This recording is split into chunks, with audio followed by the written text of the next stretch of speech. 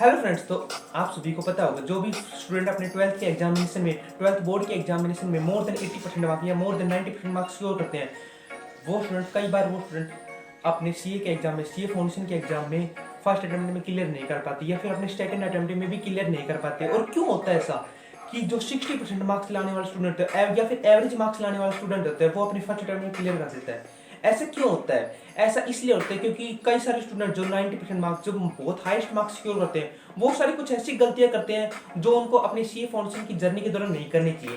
तो इसी दौरान आज की वीडियो में आपको ऐसी बातें बताने वाला हूँ, ऐसी कुछ इंपॉर्टेंट थिंग बताने वाला हूँ जो बहुत सारे स्टूडेंट कॉमनली मिस्टेक करते हैं। यदि आपने वो मिस्टेक करी तो ऐसा हो सकता है कि आपका वो अटेम्प्ट डिले हो जाए या फिर आप भी फेल हो सकते हैं।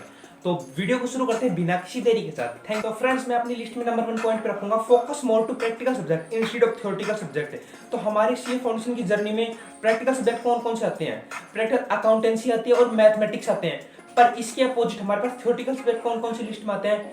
बिजनेस लॉ आता है, बीसीके आता है, बीसीआर आता है, इकोनॉमिक्स आता है।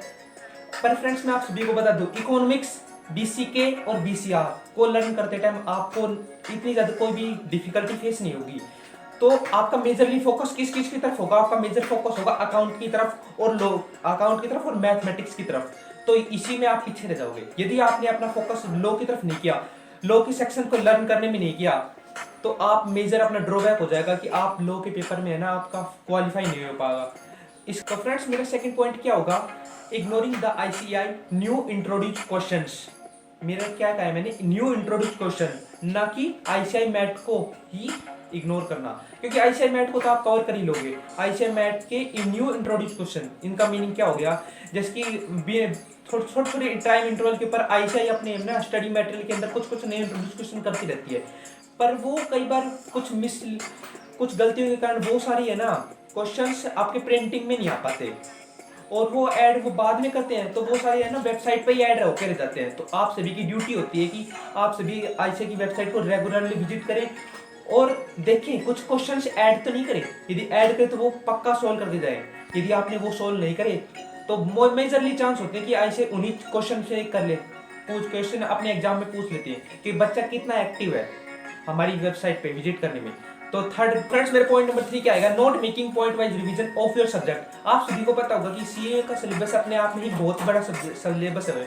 तो इसी केस में यदि आपने पर्टिकुलर सब्जेक्ट में अपने पॉइंट वाइज रिवीजन नहीं किया ना, रिवीजन की टेक्निक कुछ नहीं बनाई, तो ये भी आपके फेलियर का बहुत इंपॉर्टेंट कारण बन सकता है।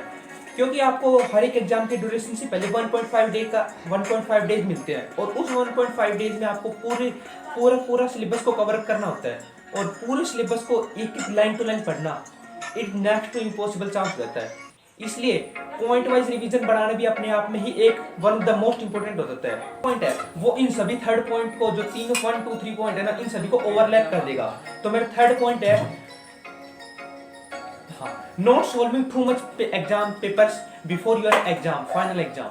तो फ्रेंड्स यदि आपने अपने फाइनल एग्जाम से पहले अपने बहुत सारे पेपर सोल्व नहीं करे, जैसे polar paper, RTP, MTP, past year papers solve नहीं करे, तो फिर फ्रेंड्स आपके फेलियर का कारण ये भी बन सकता है। क्योंकि आपको अपने है ना एग्जाम से पहले आपको अपनी राइटिंग प्रैक्टिस करनी होगी। बहुत सारा आपने अपने 3 आवर्स के दौरान अपने पेपर कंप्लीट कर लिया कि जैसे अकाउंट का पेपर कंप्लीट नहीं होता, उसमें बहुत लेंथी पेपर होता है, तो वो आपने कंप्लीट कर लिया नहीं किया, तो राइटिंग प्रैक्टिस भी बहुत इंपॉर्टेंट हो जाती है।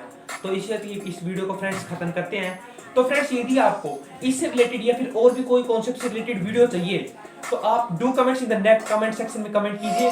तो मिलते हैं फ्रेंड्स एक नई वीडियो के साथ, मजेदार है।